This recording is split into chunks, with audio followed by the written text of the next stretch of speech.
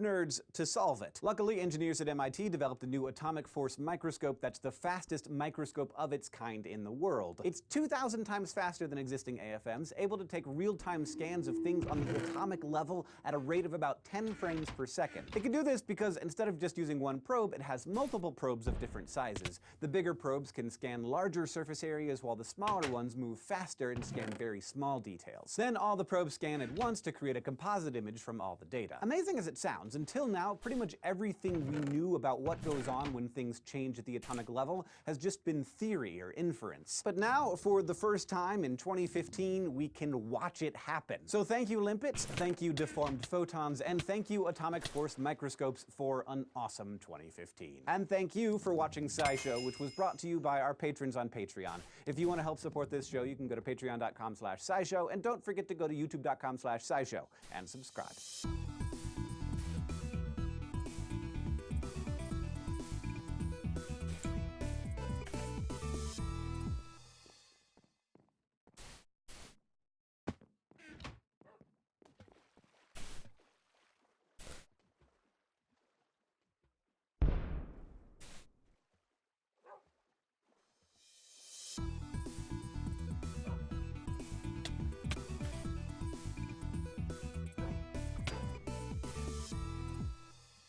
If you like bananas, you probably eat a lot of clones. Because all bananas are clones, or at least Cavendish bananas are, and they're the cultivar or variety of banana that most people eat. They're genetically identical to one another. And they are also all in danger of being wiped out by a fungus. Cultivated bananas reproduce asexually through a process known as parthenogenesis, which literally means virgin birth. Most plants have male and female flower parts and seeds that are pollinated with the help of things like the wind or bees. Pollination is the plant version of getting it on. And there are ways to create new banana cultivars if you pollinate them by hand, but it often fails, and even when it does work, it's hard to know if your new banana is going to look good, taste good, and be easy to grow. So most banana plants live a chaste life.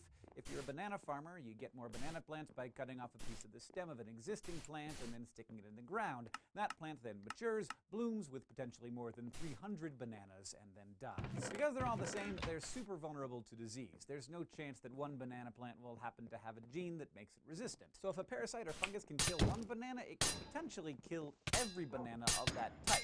That's something that's happened before. Back in 2013, we here at SciShow talked about how the Gros Michel banana, which was bigger, sweeter, and hardier than the Cavendish, went virtually extinct in the 1950s. The culprit was a highly infectious fungus we called Panama disease. In the space of about 10 years, Panama disease reduced the Gros Michel from the world's most popular fruit to just another weird thing your grandparents talk about but nobody else remembers. And the banana industry would have died with the Gros Michel if it weren't for the last-minute switch to the Cavendish. Well, it wasn't as big, and it didn't taste the same as the Gros Michel. The Cavendish was immune to Panama disease, at least the type of Panama disease that was around at that time. In 2013, we also told you that a new strain of Panama disease had emerged that could infect the Cavendish, but that it would probably be fine. Infected fields were being quarantined, scientists were working on developing a new kind of Cavendish that could resist the new disease, and hey, we had the lessons of history. We weren't gonna let what happened to the Gros Michel just happen again, right? So here's an update on that story. According to a study published in November in the journal PLOS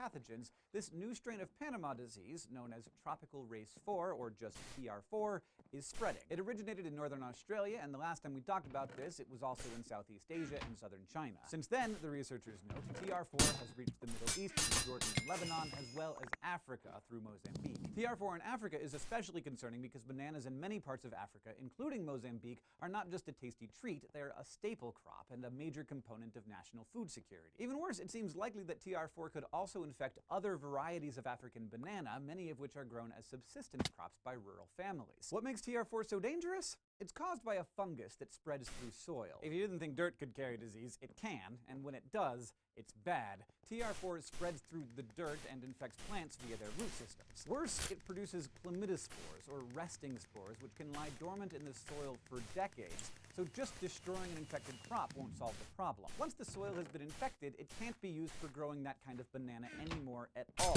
like maybe forever. The only way to actually get rid of it is through fungicidal soil treatments, which are so toxic and harmful to the environment that they're prohibited pretty much everywhere. And TR4 is so infectious that even a single clump of dirt lodged in the tread of your shoes would be enough to carry the disease to a new plantation. So far, it hasn't gotten to Central or South America, which produce more bananas for export than anywhere else in the world, but it probably can't be kept out forever. All told, it's looking more and more likely that the Cavendish is going to go the way of the Gros Michel. The questions now are when, and will we be able to develop a new type of banana that can replace it in time? Either way, if you really like bananas, you might want to enjoy them now while you still can. Thanks for watching this episode of SciShow News, and thanks especially to all of our patrons on Patreon. We want to make even more SciShow videos, and you guys are helping us work toward that goal. If you want to help us keep making videos like this, you can go to patreon.com/scishow. And now, if you'll excuse me, I gotta go fill up my banana tank.